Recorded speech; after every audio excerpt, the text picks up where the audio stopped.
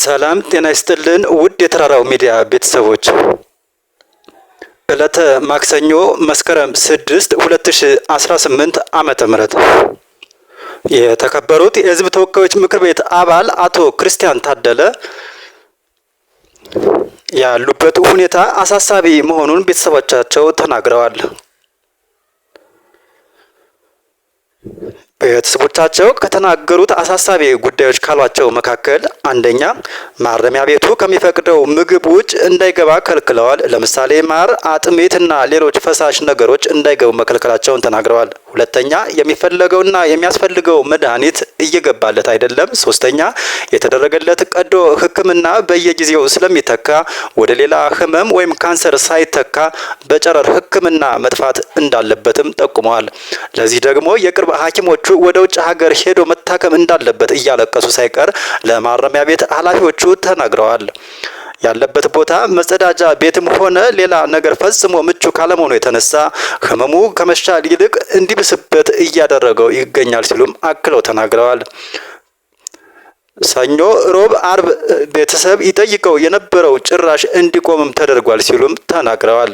የሚወስደው መድኃኒት ከመብዛቱ የተነሳ ለሌላ ተጓዳኝ ህመም እየተዳረገም ነው ሲሉ ተናግረዋል። በመጨረሻም ቤተሰቦቹ ብዙ ስቃይና መከራ እያስተናገደ ለሚገኘው ወንድማችን የሰብአዊ መብት ተቆርቋሪዎች፣ ዓለም አቀፍ ተቋማትና ሚዲያዎች መንግስት ላይ ጫና ፈጥረው ሕክምና የሚያገኝበትን መፍትሄ ካልተፈጠረ አደጋው ከዚህም የከፋ ሊሆን እንደሚችል ተናግረዋል።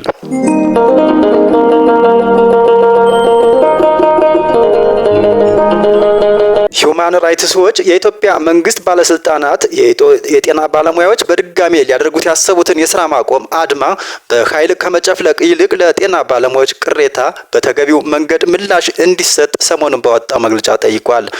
መንግስት ማናቸውንም ተቃውሞ እንደማይታገስ የጠቀሰው ተቋሙ የጤና ባለሙያዎች በዚህ ሁኔታ ውስጥ ተቃውሟቸውን ማሰማታቸው ጥያቄያቸው ምን ያህል አንገብጋቢ እንደሆነም ያመላክታል ሲል ገልጸዋል። በተያያዘ ዜና ኢሰመኮ ትምህርት ቤቶች ለተማሪዎች ምቹ ከማድረግ አንጻር በተለይ በአማራና ኦሮሚያ ክልል በርካታ ክፍተቶች ማግኘቱን ገልጿል። ኮሚሽኑ በሁለቱ ክልሎች በግጭቶች ሳቢያ በተማሪዎች ላይ ስጋት መፈጠሩንም ጠቅሷል። በጥቂት ትምህርት ቤቶች በተማሪዎችና መምህራን ላይ ዛቻ፣ ማስፈራሪያ፣ ጾታዊ ትንኮሳዎች እንደሚፈጸሙም አረጋግጫለሁ ብሏል። በበርካታ ክልሎች ትምህርት ቤቶች ተማሪዎች በተጨናነቀ ሁኔታ እንደሚማሩና ለተማሪዎች የመጀመሪያ እርዳታ መስጫ የጤና ክፍሎች እንደሌሉም ኮሚሽኑ ገልጿል። ኢሰመኮ በአብዛኞቹ ትምህርት ቤቶች ከትምህርት ቤት ውጭ የተማሪዎች የእርስ በርስ ግጭቶችና የቡድን ጸቦች እየተበራከቱ መሄዳቸውንም ጠቅሷል። ተቃዋሚው የደቡብ ሱዳን ህዝብ ነጻ አውጪ ንቅናቄ የሽግግር መንግስቱ በይፋ ፈርሷል በማለት ዛሬ አውጇል።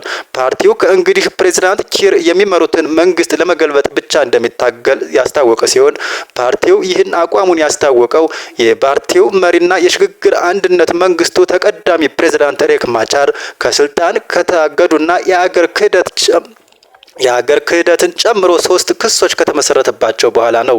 በማቻር ላይ የተመሰረቱት ክሶች ፖለቲካዊ ናቸው ያለው ፓርቲው ማቻር በአስቸኳይ ካልተለቀቁና ማቻርን ለሌሎች የፖለቲካ እስረኞች ለማስፈታት ሁሉንም አማራጮች እንደሚጠቀሙም ዝተዋል።